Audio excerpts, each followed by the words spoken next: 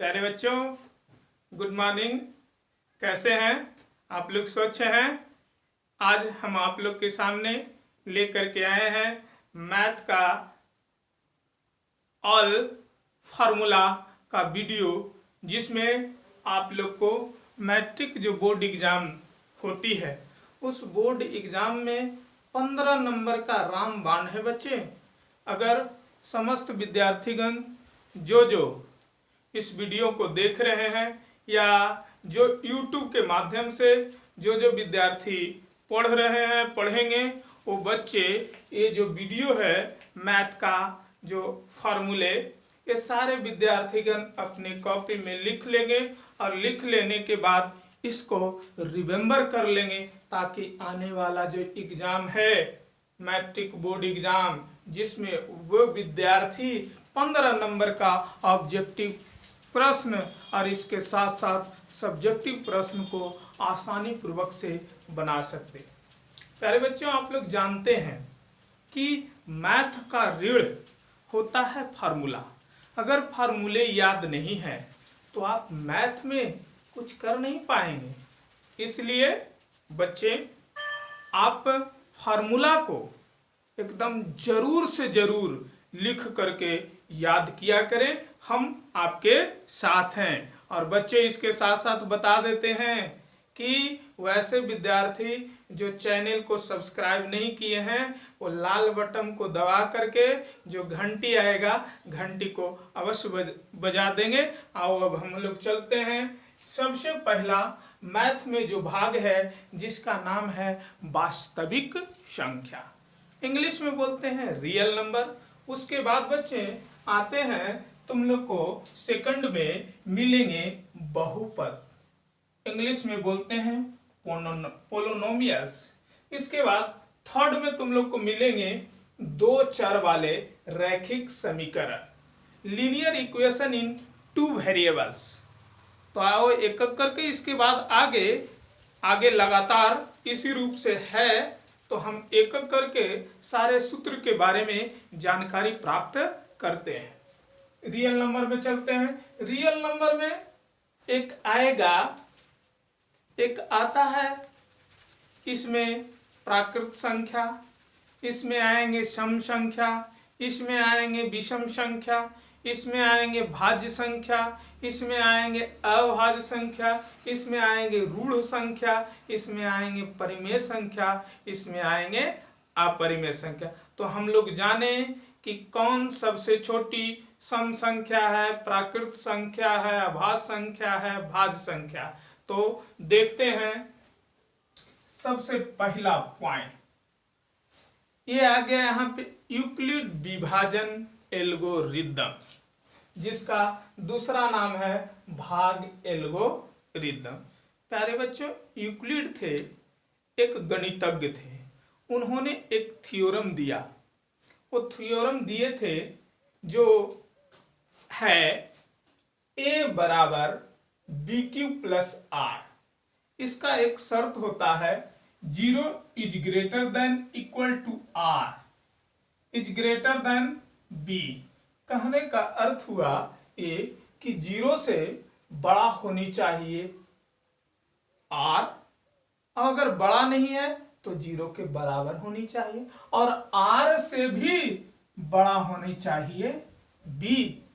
यानी कि तुलना किया जाए सूत्र में आर और बी में, तो सबसे बड़ा होनी चाहिए बी। सबसे बड़ा माने किन से बड़ा? तो आर से भी बड़ा बी होनी चाहिए। ये यूक्लिड विभाजन एल्गोरिदम है, जो छोटी क्लास में तुम आप लोग ने पढ़े होंगे भाग के बारे में, जिसमें इस रूप से भाग को दर्शाया जाता था। बीच में होते थे भाज्य, इधर इस तरफ होते थे भाजक, और इस तरफ होते थे भागफल, और नीचे होते थे शेषफल। इसमें ये भाग को जांच करने का सूत्र होता था भाज्य बराबर भाजक गुने भागफल प्लस शेषफल, जो कि उच्च क्लास में यही लेमा ने इन्हीं से इस सूत्र का सूत्रपात किया और सूत्र का नाम था A बराबर BQ प्लस R, जहां 0 is greater than equal to R is greater than B। बच्चे ये सबसे पहला पॉइंट है तुम लोग का यूक्लिड विभाजन एल्गोरिदम यानी कि वास्तविक संख्या का। दूसरा पॉइंट में हम लोग चलते हैं। दूसरा पॉइंट में आ गया यहाँ पे विषम संख्या। तो जान ले बच्चे, अगर कोई पूछ देंगे सवाल में कि सबसे छोटी विषम संख्या कौन है, तो सबसे छोटी विषम संख्या 1 होती है और 1 से इनकी शुरुआत होती है और इसी रूप से 1 2 के अंतराल में 3 5 7 9 ऐसे ही क्रम में आगे की ओर बढ़ते चला जाते हैं। अगर कोई पूछ दे कि सबसे छोटा विषम संख्या तो है कौन, तो 1, लेकिन अगर कह दे बड़ा विषम संख्या कौन है, तो बड़ा विषम संख्या की जानकारी नहीं है, क्योंकि आप लोग इकाई दहाई पढ़े होंगे तो लोग बोलते हैं अंतिम में शंख और शंख के बाद बोल देते हैं महाशंख। तो महाशंख से तो कुछ पता नहीं चलता। इसलिए जाने कि अगर कोई पूछे अगर कोई पूछे कि सबसे बड़ी विषम संख्या कौन है, तो वही डॉट डॉट डॉट यानी कि उसका अंत नहीं है, जिसको अनंत कहें। आगे की ओर चलते हैं। थर्ड पॉइंट, सबसे छोटा सम संख्या कौन है, तो सबसे छोटा सम संख्या 2 है। ये भी 2 के अंतराल में चलता है, तो 2 4 6 8 10 डॉट डॉट डॉट। अब थर्ड पॉइंट में चलते हैं। थर्ड पॉइंट में है प्राकृत संख्या। सबसे छोटी प्राकृत संख्या 1 होती है और ये लगातार एक आगे की ओर बढ़ते जाती है। जैसे 1 के बाद 2 3 4 5 6 7 डॉट डॉट डॉट अनंत। उसके बाद 5वां पॉइंट में आता है पूर्ण संख्या।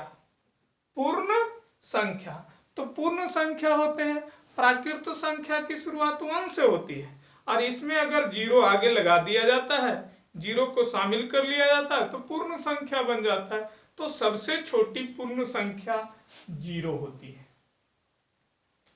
यह पूर्ण संख्या भी एकक के अंतराल में बढ़ती है। 0 1 2 3 4 5 डॉट डॉट डॉट आगे की ओर बढ़ते चला जाता है। उसके बाद छठा पॉइंट में आता है अभाज्य संख्या। अभाज्य संख्या, सबसे छोटी अभाज्य संख्या 2 होती है और ये 2 अभाज्य संख्या मतलब किसी से कटने वाली नहीं संख्या, जो एक और अपने आप को छोड़ करके किसी और से नहीं कटे, वैसी संख्या। तो अभाज्य संख्या, सबसे छोटी अभाज्य संख्या 2 होती है। इनकी शुरुआत 2 3 5 7 ऐसे ही 11 डॉट डॉट डॉट आगे की ओर बढ़ते चला जाता है। चलते हैं 7 पॉइंट, यह है परिमेय संख्या। तो परिमेय संख्या में आते हैं कि जिसमें रूट भी लगा हुआ है, लेकिन उसका अगर वर्गमूल निकलता है तो परिमेय है।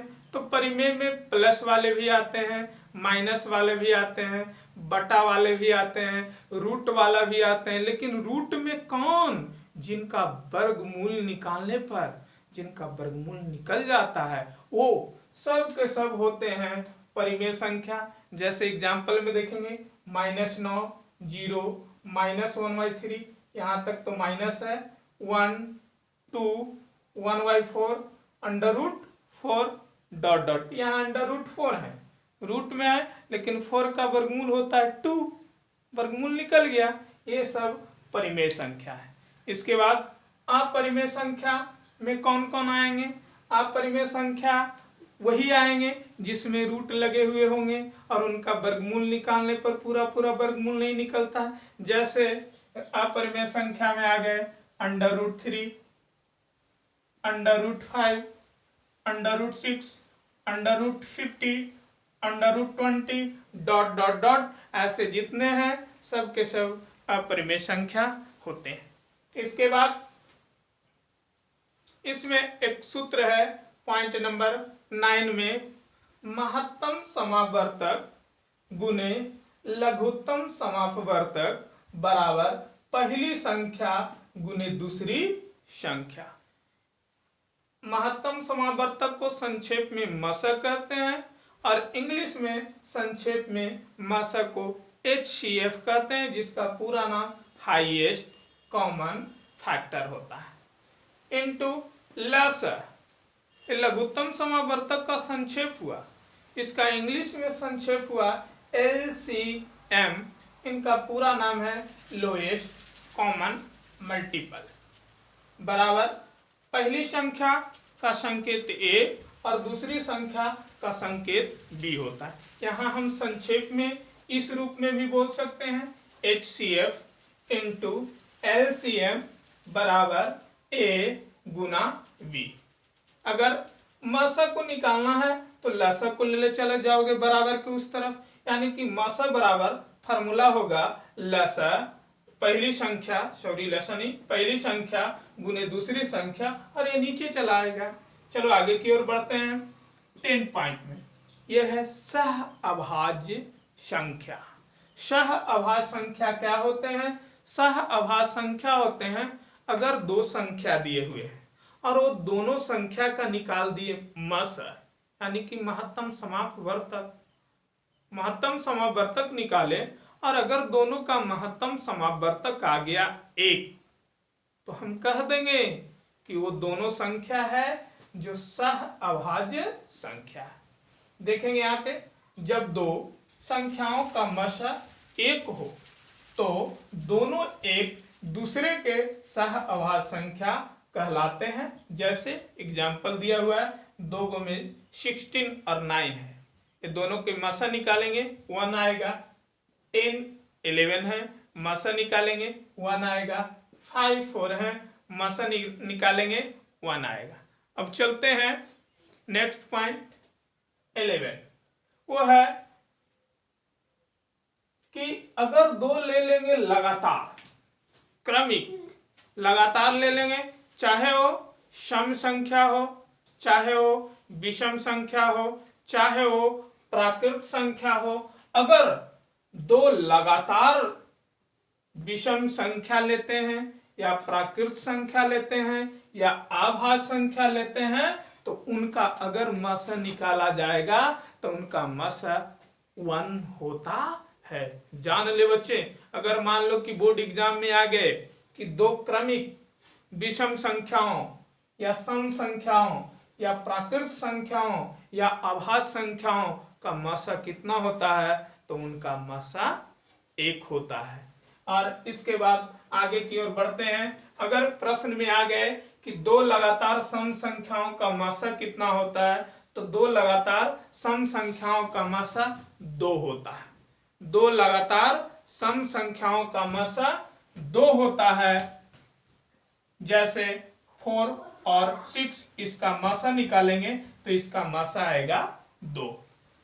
13 पॉइंट में अगर क्वेश्चन करे कि एक कौन संख्या है, तो जान ले बच्चे, एक ना तो अभाज्य संख्या है और ना तो यौगिक संख्या है। एक को ना अभाज्य कहेंगे और एक को ना यौगिक कहेंगे, तो एक है कौन संख्या? तो यहां पे देख लो, एक कौन संख्या है? तो यहां प्राकृत संख्या है ना। इस प्रकार से आगे है 14 पॉइंट में यौगिक संख्या। यौगिक संख्या क्या है? यौगिक संख्या को ही रूढ़ संख्या कहते हैं। ये क्या होते हैं? तो रूढ़ मतलब कि किसी से कटने वाला नहीं। रूढ़ में वही होते हैं जो एक और अपने आप, तो एक और अपने आप से तो सब लोग कटते हैं, और इसके छोड़ करके अगर किसी से नहीं कटे तो वही रूढ़ होते हैं, उसी को रूढ़ कहा जाता है। और दूसरा नाम यौगिक संख्या होते हैं। देख ले बच्चे, एक या तो खुद के साथ किसी और से भाग लगता है, एक या खुद के साथ किसी और से भाग लगता है तो हो गया यौगिक संख्या, अगर किसी से नहीं लगा तो हो गया रूढ़ संख्या, है ना।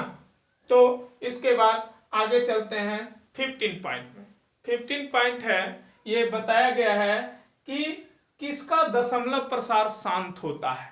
तो जान ले कि वैश्विक प्रमेय संख्या जो P/Q का दशमलव प्रसार शांत होगा। तो कब दशमलव प्रसार शांत होता है? यदि हर मीन्स कौन? Q, अगर हर लिखा हुआ रहे 2m इंटू 5n हो, अगर हर 2 और गुना में 5 आए तो हम कह सकते हैं कि प्रमेय संख्या का दशमलव प्रसार शांत होता है। नेक्स्ट पॉइंट है P/Q का दशमलव प्रसार अशांत होगा।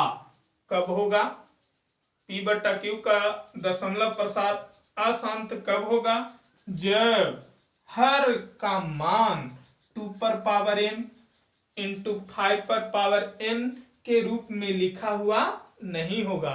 देख ले बच्चे, बराबर लिख करके यहाँ पे कटिंग कर दिया गया है, यानी कि हर का मान अगर 2 और 5, 2 आवे या 5 आवे, ये दोनों अगर हर में नहीं है तो समझ जाना कि उसका दशमलव प्रसार अशांत होगा।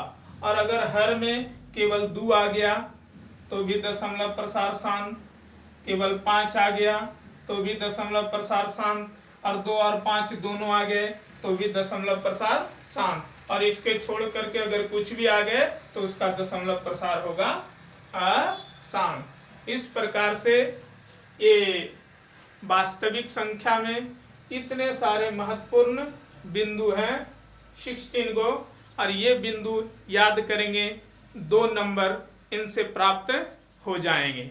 अब हम लोग आगे की ओर बढ़ते हैं जिसका नाम है बहुपद। इंग्लिश में बोलते हैं पोलिनोमियल्स।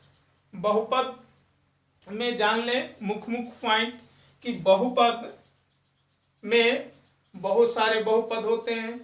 रैखिक बहुपद कहलाते हैं, द्विघात बहुपद कहलाते हैं, त्रिघात बहुपद कहलाते हैं। तो आओ अब हम लोग एक एक करके सबको बारे में जाने। सबसे पहले आएगा रैखिक बहुपद। तो जान लें कि रैखिक बहुपद में अगर कोई प्रश्न पूछे कि बताइए कि रैखिक बहुपद में घातों की संख्या कितने होते हैं, तो जवाब दीजिएगा कि रैखिक बहुपद में घातों की संख्या 1 होते हैं। और इस बहुपद में कितने हल होते हैं, तो जवाब देना है इस बहुपद में 1 और केवल 1 हल होते हैं, जिसको अद्वितीय हल भी कहा जाता है। रैखिक बहुपद का व्यापक रूप ax + b होता है। तो रैखिक बहुपद का व्यापक रूप ax + b हो गए, इसमें घातों की संख्या 1 हो गया और हलों की संख्या भी 1 हो गया। अब इसके बाद हम लोग चलते हैं द्विघात बहुपद में। यहाँ पे देखेंगे द्विघात बहुपद जिसका व्यापक रूप ax² + bx + c होता है। इसमें घातों की संख्या 2 होते हैं। अगर कोई प्रश्न कर दे कि बताइए द्विघात बहुपद में घातों की संख्या कितने होते हैं, जवाब देना है द्विघात बहुपद में घातों की संख्या 2 होते हैं। अब सवाल आ गया कि 2 तो होते हैं, इसके बाद अगर पूछ दिया कि इनके हलों की संख्या कितने होते हैं, हल का दूसरा नाम मूल है, इसको उत्तर भी बोलते हैं, इंग्लिश में आंसर भी बोलते हैं। तो द्विघात बहुपद के हलों की संख्या जान लें कि जिस बहुपद पर जितने घात होंगे तो उनके हलों की संख्या भी उतने होंगे। द्विघात बहुपद है तो इस पर 2 घात हैं तो हलों की संख्या भी 2 होंगे। अब सवाल आया कि हलों की संख्या 2 हैं तो 2 कौन कौन है, तो जान ले कि एक का नाम है अल्फा, जिसको इस प्रकार से संकेत दिया जाता है, और दूसरा का नाम है बीटा, जिसको इस प्रकार से संकेत दिया जाता है। क्लियर? द्विघात बहुपद का व्यापक रूप x square plus b x plus c हो गया। द्विघात बहुपद में कितने घात होते हैं? तो द्विघात बहुपद में 2 घात होते हैं। द्विघात बहुपद में हलों की संख्या कितने होते हैं? तो हलों की संख्या 2 होते हैं। 2 में कौन कौन होते हैं? तो पहला का नाम है अल्फा और दूसरा का नाम है बीटा।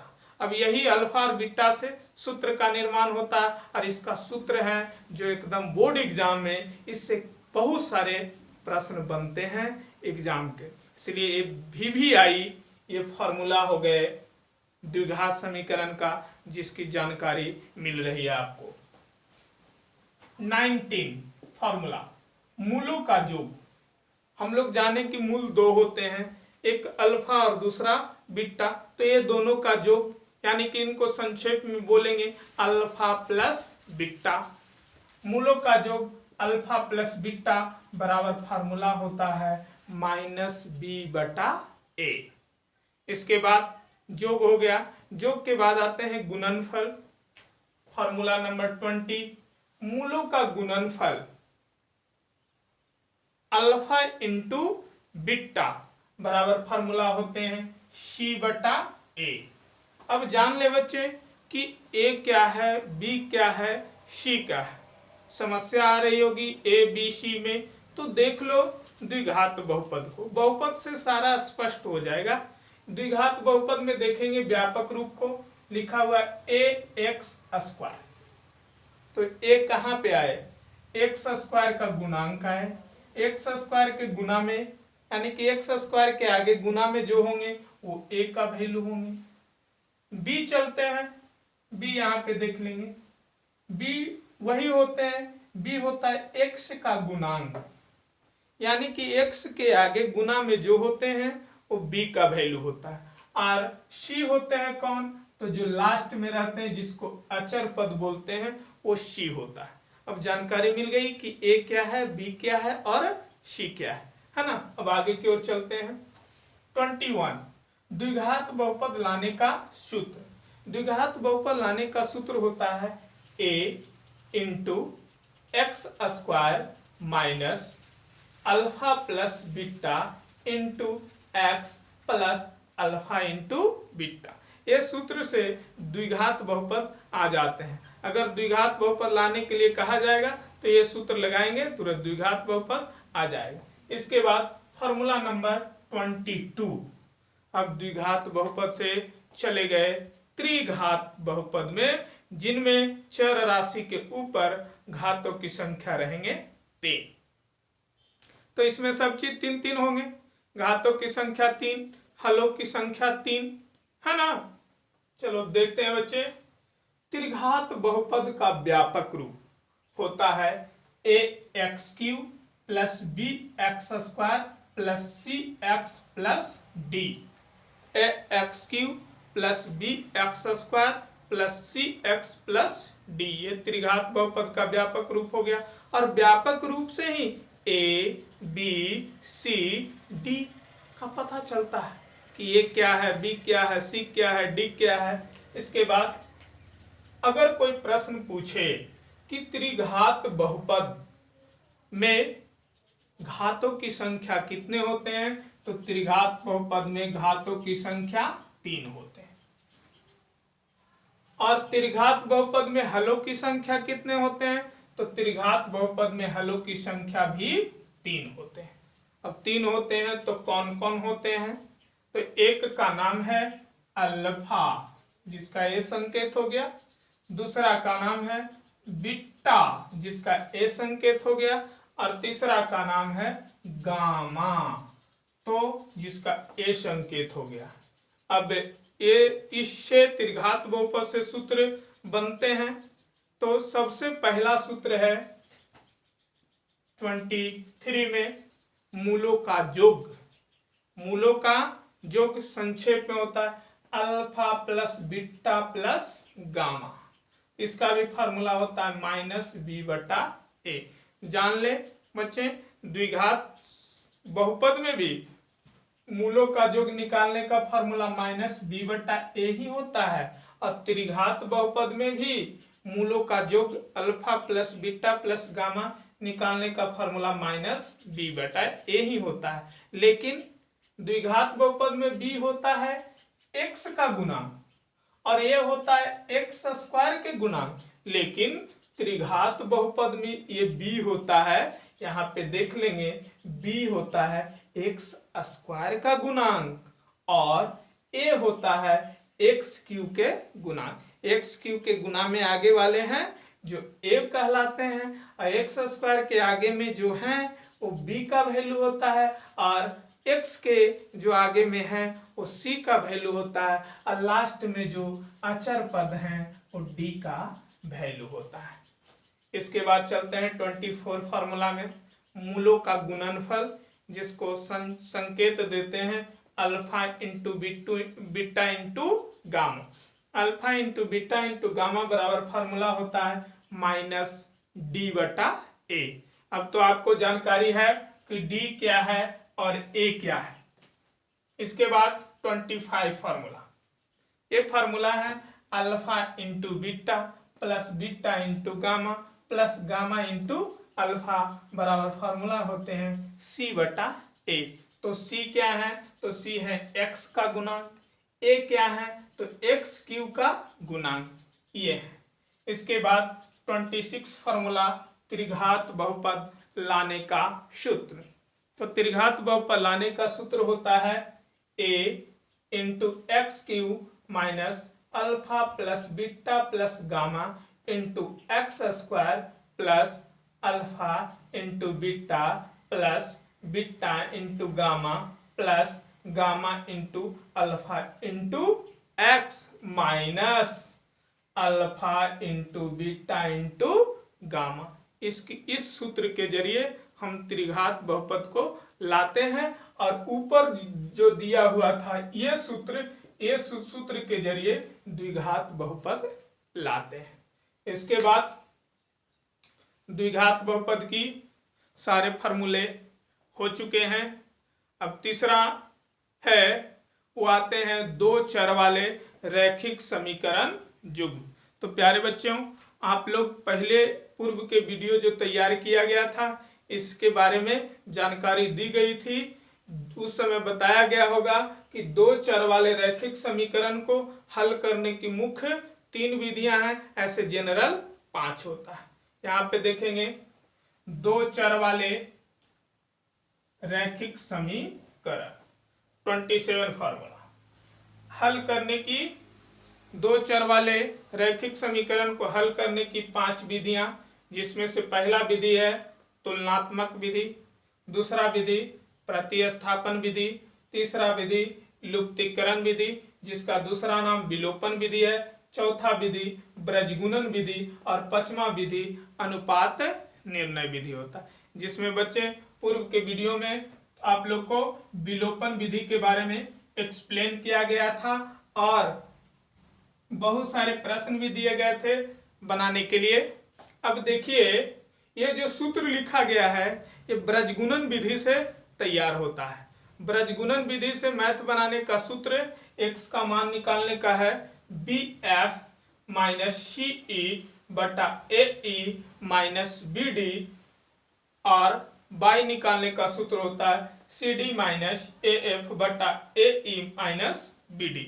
ये सूत्र के जरिए ये मान निकलता है x का और ये सूत्र के जरिए मान निकलता है y का। अब हम लोग आगे की ओर चलते हैं 28 फार्मूला में। ये जो है फार्मूले इससे मैट्रिक बोर्ड एग्जाम में ये VBI है 4 नंबर का प्रश्न इससे आ ही जाते हैं। खाली सूत्र से जो ऑब्जेक्टिव प्रश्न में दिए हुए होते हैं तो अच्छे से गौर करके ये सारे सूत्र को पढ़ें और पढ़ करके लिख करके लाभान्वित हो। 28 में एक और केवल एक हल जिसका दूसरा नाम है अद्वितीय हल होने का शर्त। अगर कोई पूछ दे बच्चे कि एक और केवल एक हल होने का शर्त क्या होता है, तो एक और केवल एक हल होने का शर्त यहाँ पे होता है A1 बटा A2 बराबर नहीं है b1 बटा b2, यानी कि a1/a2 बराबर नहीं है b1/b2। यही शर्त है एक और केवल एक हल होने का शर्त। और जब ये शर्त लगता है तो समीकरण युग्म का नाम होते हैं अविरोधी। समीकरण युग्म का नाम होते हैं अविरोधी। और जब ऐसा समीकरण बनता है तो ग्राफ बनता है प्रतिच्छेदी। प्रतिच्छेदी देख लेंगे, यही प्रतिच्छेदी ग्राफ है। समीकरण फर्स्ट का ग्राफ ऐसे और सेकंड का ग्राफ ऐसे जाता है।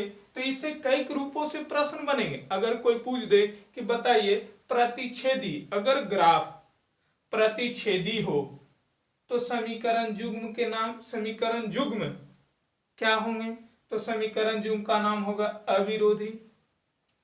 ग्राफ प्रतिच्छेदी होंगे तो इनका समीकरण का शर्त क्या होगा? तो इसका शर्त है a1/a2 बराबर नहीं है b1/b2। कई रूपों से प्रश्न पूछे जाते हैं और इसमें हलों की संख्या होते हैं एक और केवल एक हल। ऐसे भी प्रश्न पूछ सकता है कि एक और केवल एक हल, जिसको अद्वितीय हल बोलते हैं, इनका होने का शर्त बताएं। तो इसका शर्त यही होगा a1/a2 बराबर नहीं है b1/b2। इस समीकरण युग्म का नाम होता है अविरोधी। ग्राफ बनता है प्रतिच्छेदी। हलों की संख्या एक होते हैं। कब? जब a1/a2 बराबर नहीं होता है b1/b2, या कब? जब एक और केवल एक हल होता है। सेकंड पॉइंट है बच्चे, इसके बाद 29 में अनगिनत हल होने का शर्त। कब अनगिनत हल होता है? अनगिनत हल होने के क्या शर्त होते हैं? और अनगिनत हल जब होता है तो समीकरण युग्म का नाम क्या होता है? ग्राफ कैसा बनता है? तो आओ जाने। अनगिनत हल होने का शर्त होता है a1/a2 बराबर b1/b2 बराबर c1/c2। तो इसमें अनगिनत हल होते हैं। और समीकरण युग्म का नाम क्या होता है? तो समीकरण युग्म का नाम होता है आश्रित। और ग्राफ कैसे बनते हैं? तो ग्राफ बनते हैं समपाती। समपाती किसको कहते हैं? तो बच्चे समीकरण फर्स्ट का ग्राफ ऐसे सरल रेखा पर बना, और सेकंड का भी ग्राफ बनाने लगेंगे, आलेख खींचेंगे, तो इसी पर उसका सेकंड का भी आलेख जाएगा। जब ऐसा आलेख जाता है, फर्स्ट के ऊपर सेकंड ओवरलैप करता है, इसी को बोलते हैं समपाती। तो इसमें कई रूपों से प्रश्न आएंगे। अगर पूछ दिया कि आश्रित, अगर समीकरण युग्म आश्रित हो तो हलों की संख्या कितने होंगे? तो समीकरण युग्म में हलों की संख्या होते हैं अनगिनत। अगर क्वेश्चन पूछ दिया कि अनगिनत हल होने का शर्त बताएं, तो a1/a2 बराबर b1/b2 बराबर c1/c2। प्रश्न कई रूपों से पूछेंगे, सारा का हल तुम्हारे सामने आज जानकारी दे दिया गया। इसके बाद है 30वां फॉर्मूले, कोई हल नहीं होने का शर्त। कोई हल नहीं होने का शर्त क्या है? तो कोई हल नहीं होने का शर्त है a1/a2 बराबर b1/b2 बराबर नहीं है c1/c2। यह हो गया तुम्हारा कोई हल नहीं होने का शर्त। जब कोई हल नहीं होता है तो ये समीकरण युग्म का नाम होता है विरोधी। और ग्राफ बनता है समांतर, यानी कि इस रूप से पहला समीकरण का ग्राफ ऐसे बना और दूसरा समीकरण का ग्राफ इस रूप में बनता है। कब? जब समीकरण युग्म विरोधी होता है तब। इससे कई रूप से प्रश्न आएंगे। इससे कई रूप से प्रश्न क्या आते हैं? इससे यही प्रश्न आते हैं कि कोई हल नहीं होने का शर्त बताएं। तो शर्त हो गया a1/a2 बराबर b1/b2 बराबर नहीं है c1/c2। अगर पूछ दिया कि अगर ग्राफ समांतर होता है तो हलों की संख्या कितने होते हैं? तो इसका हलों की संख्या कोई नहीं होता है। समीकरण युग्म का नाम क्या होता है? तो समीकरण युग्म का नाम होता है विरोधी। ये हुआ तुम्हारा वीडियो, ये तुम्हारा हुआ 2 चर वाले रैखिक समीकरण युग्म का। इसके बाद आगे आता है जिसका नाम है द्विघात समीकरण, जो कि द्विघात समीकरण के बारे में आप लोग को अगले दिन ये वीडियो में इसका फॉर्मूले और जो अवशेष बचे हुए हैं जिसका फॉर्मूले आप लोग को बताया जाएगा। ठीक है बच्चे, धन्यवाद।